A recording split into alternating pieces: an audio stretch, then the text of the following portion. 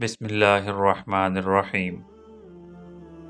دوستو، صحیح مسلم میں ایک روایت مذکور ہے جہاں پر فتنے اور قیامت کی علامات کا ذکر ہے۔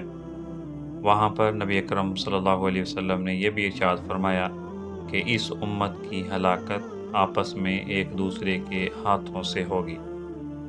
حضرت سعد بن وقاص رضی اللہ تعالی عنہ سے روایت ہے کہ ایک دن رسول اللہ صلی اللہ علیہ وسلم مدینہ منورہ کے بالائی علاقے سے تشریف لائے، یہاں تک کہ جب آپ بنو معاویہ کی مسجد کے قریب سے گزرے تو آپ اس میں داخل ہوئے اور 2 رکعتیں ادا فرمائیں۔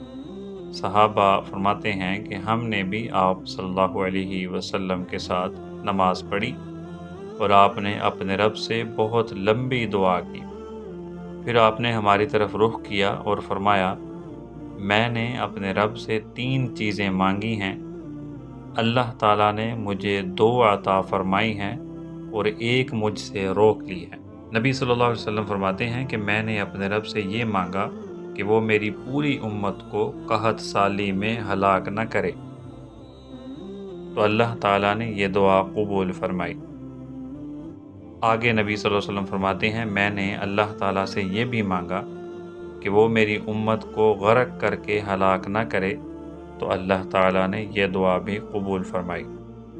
پھر نبی علیہ السلام فرماتے ہیں کہ میں نے اللہ تعالیٰ سے یہ سوال کیا کہ ان کی آپس میں جنگ نہ ہو، تو اللہ تعالیٰ نے یہ بات مجھ سے روک لی۔